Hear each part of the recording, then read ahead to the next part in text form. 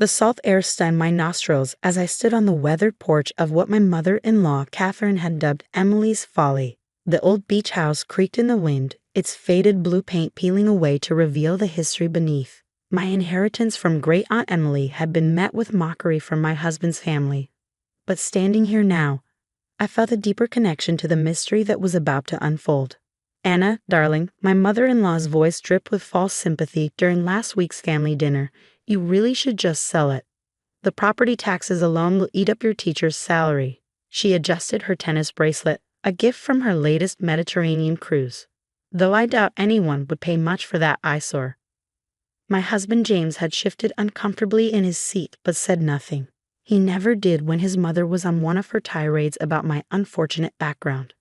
After all, I was just a high school history teacher who had married into the prestigious Campbell family. What did I know about property management? But Great-Aunt Emily had known exactly what she was doing when she left from the old Richardson beach house. "You'll understand its value," she'd written in her will. "You always saw the stories behind things that others missed." Now, 1 week after that uncomfortable dinner, I stood on the property that had caused so much family drama, waiting for Dr. Sarah Chin from the State Historical Society. Her email yesterday had been cryptic but urgent. "Found something in the archives. Need to verify in person. Don't tell anyone yet." The crunch of tires on gravel announced her arrival. Dr. Chin emerged from her car clutching a leather portfolio, her eyes already fixed on the house's Victorian architecture. "Mrs. Campbell," she extended her hand. "Thank you for meeting me on such short notice. Please call me Anna." I led her up the creaking steps. "Your email mentioned a discovery." She nodded, following me into the grand foyer where dust motes danced in the afternoon, light streaming through salt-stained windows.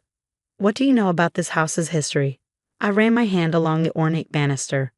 "It was built in 1876 by the Richardson family. They were merchants, I think. The house passed through several owners before my great-aunt's family acquired it in the 1940s. Sarah smiled, opening her portfolio. "That's the public history, but yesterday I found these." She pulled out a stack of yellowed photographs and documents. They were misfiled in the state archives, hidden away for decades.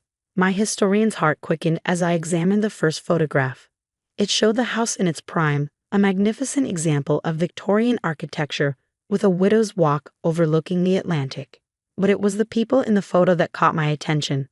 A group of figures huddled on the porch at night, some carrying bags. "Look at the date," Sarah pointed. 1852. I frowned. But the house wasn't built until 1876. That's what the public records say.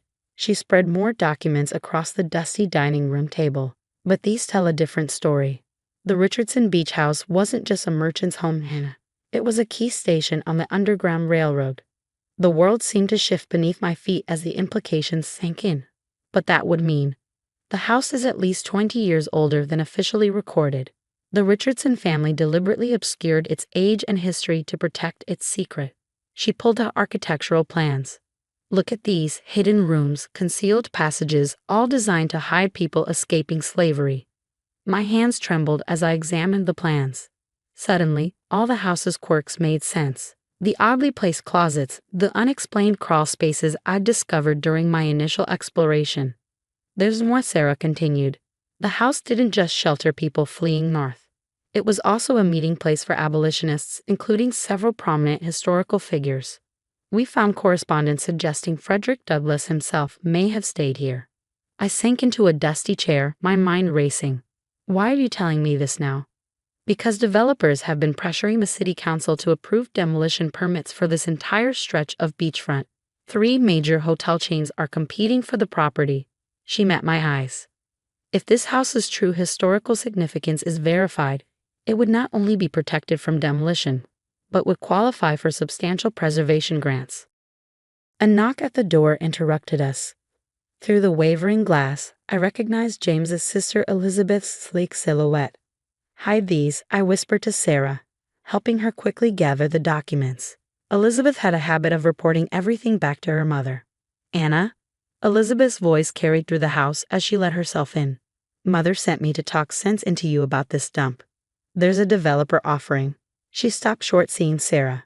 "Oh, I didn't realize you had company." Dr. Chen from the Historical Society, I said smoothly. Just a routine property assessment. Elizabeth's perfectly plucked eyebrows rose.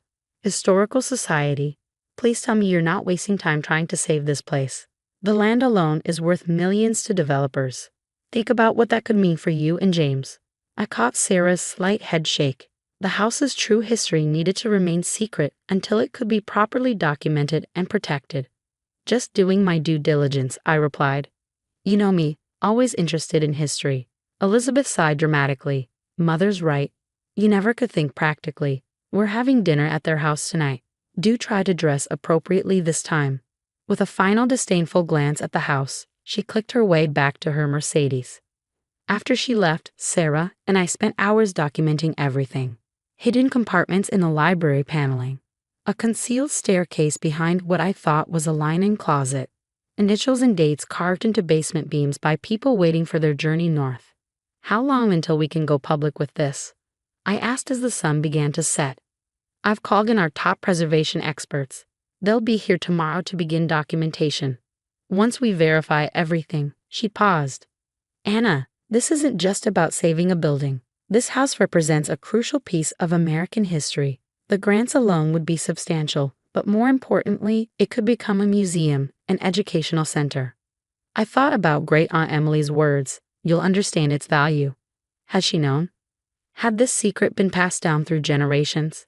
Tonight's going to be interesting, I murmured, watching Sarah drive away. I had to sit through another family dinner, knowing what I knew, keeping this monumental secret while enduring their condescension. But for the first time since inheriting the house, I felt not just defensive, but proud. This place had helped people find freedom. It had sheltered those fighting for justice. And now, in its own way, it would help me find my freedom from the Campbells' constant judgment. I locked up carefully, patting the solid wooden door that had welcomed so many to safety. Your story will be told, I promised the old house. Just not quite yet. As I drove to my in-laws' mansion for dinner, I thought about all those who had passed through the Richardson house seeking freedom. Tonight, I would channel their courage as I sat through one more evening of subtle insults and not-so-subtle manipulation. Let them mock my inheritance. Let them call it worthless. The truth would be revealed soon enough. The Campbell family mansion loomed before me, its manicured lawns and carefully curated gardens a stark contrast to my weathered beach house. I straightened my dress. A simple but elegant black number that Catherine would still undoubtedly find fault with, and rang the doorbell. Anna, darling. Catherine's voice carried that familiar false warmth as she opened the door. We were just discussing your situation. The dining room buzzed with familiar faces. James's father, Richard, occupied his usual place at the head of the table, barely looking up from his phone where he undoubtedly tracked stock prices. Elizabeth and her husband Brad sat to one side, while their cousin Margaret, a real estate agent, gestured animatedly about something. Anna, Margaret called out. Perfect timing. I was just telling everyone about an amazing offer I received for your beach property. Oceanfront Resorts is willing to go to $3 million cash deal. They'll even handle the demolition costs. I took my seat beside James, who squeezed my hand under the table. He knew how much Great Aunt Emily's house meant to me, even if he didn't understand why. That's very kind, Margaret, I said carefully, but I'm not interested in selling right now. The room fell silent.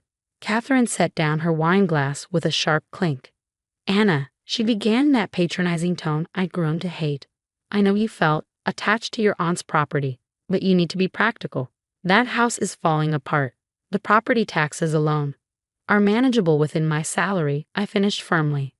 Actually, I've been meeting with the Historical Society about. Oh God, Elizabeth interrupted, rolling her eyes. You're not still on about the historical value, are you? It's just an old beach house. If they only knew what Sarah and I had discovered in those hidden rooms just hours ago. The concealed passages that had guided hundreds to freedom. The coded messages still visible in the woodwork. The proof of American heroes who had walked those halls. I've had developers calling all day, Margaret pressed. After Elizabeth mentioned you might be willing to sell, Oceanfront's offer might not last long. You did what?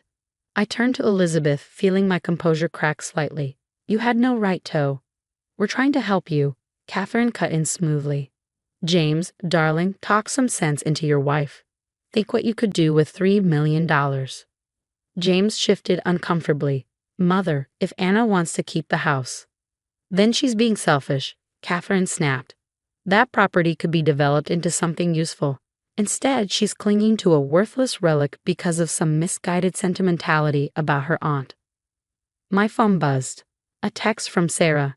Documentation complete. Preservation Board reviewing emergency protected status. Press conference tomorrow? A surge of strength flowed through me. The time for secrets was over. That worthless relic, I said quietly but firmly, is one of the oldest surviving stations on the Underground Railroad on the eastern seaboard. The room fell silent again, but differently this time. Margaret's fork clattered against her plate. The what? Elizabeth asked. I pulled out my phone, displaying the photographs Sarah had discovered. The house wasn't built in 1876. That was a cover story. It was built in the 1830s and served as a crucial safe house for people escaping slavery. The Historical Society has discovered proof that Frederick Douglass himself stayed there. Catherine's face had gone pale. That's impossible. The Preservation Board is meeting right now to grant it emergency protected status. I continued. Once that happens, it will qualify for substantial restoration grants. The Historical Society plans to help convert it into a museum and educational center. But the developers, Margaret stammered, won't be able to touch it. I finished. The house will be protected under both state and federal preservation laws. In fact, I allowed myself a small smile. Given its historical significance, the property value is now estimated at over $25 million. Richard finally looked up from his phone. $25 million? Not that it's for sale, I added. Some things are worth more than money. This house helped people find freedom. Now it can help teach future generations about courage, justice, and the power of standing up for what's right. The dining room erupted in chaos. Margaret frantically called her developer contacts. Elizabeth stared at me with a mixture of shock and newfound respect. Catherine sat frozen, her perfect hostess mask cracking. My phone buzzed again. Sarah had sent a link to the Preservation Board's decision. The Richardson house was now officially protected. James looked at me with wide eyes. You knew about this when you inherited it? I shook my head. Great Aunt Emily knew its importance, but she kept the secret to protect the house. She left it to me because she knew I understand its true value. I met Catherine's eyes across the table, not just its price tag. The next few weeks were a whirlwind. The press conference revealing the house's history made national news. Preservation grants and private donations poured in. Historians and researchers arrived to document every detail of the house's role in American history. Catherine tried to salvage her social standing by suddenly becoming the house's biggest supporter. My daughter-in-law is doing such important work, she would tell anyone who listened. We always knew that house was special. I let her spin her stories. The truth was in the house itself, in its hidden rooms and secret passages, in the messages carved into its bones by those who had passed through seeking freedom. We opened the Richardson House Museum exactly 1 year after my dinner confrontation with the Campbells. The restoration had been painstaking, preserving both the house's historical features and its secrets. Each room told a story, of courage, of hope, of the fight for justice. On opening day, I stood on the same porch where I had once felt so uncertain, now addressing a crowd of hundreds. Journalists, historians, and descendants of those who had found shelter in the house gathered to honor his legacy. This house, I told them, represents more than just architecture or history. It represents the courage of those who sought freedom, and those who risked everything to help them find it. Its value isn't in its walls or its worth to developers. Its true value is in the stories it tells and the lessons it teaches. James stood in the crowd, beaming with pride. Over the past year, he had found his own voice, standing up to his family's materialism and supporting my vision for the house's future. Even Catherine had eventually come around, though I suspect the house's newfound prestige had more to do with it than any real change of heart. After the ceremony, I found a quiet moment alone in the library, running my hands along the panels that had once hidden freedom seekers.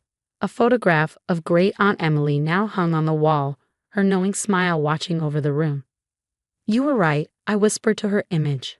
I did understand its value. The Richardson house continues to tell its story. School groups tour its halls. learning about courage and justice.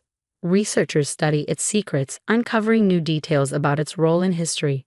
And sometimes, on quiet evenings when the sun sets over the Atlantic, I sit on that weathered porch and think about all those who passed through, seeking freedom, finding hope. Catherine still occasionally makes comments about what the property could have been worth to developers. But those comments don't sting anymore, because I know now what Great Aunt Emily knew all along, that some inheritances are worth far more than money, and some houses hold treasures that can't be measured in dollars and cents. They hold our history, our stories, our lessons about right and wrong. And sometimes they hold the power to change not just our lives, but our understanding of who we are and what we stand for. The beach house that was once mocked as worthless now stands as a monument to courage, a testament to the power of preserving history, and a reminder that true value isn't always visible at first glance. Sometimes, like freedom itself, it must be discovered, protected, and shared with the world.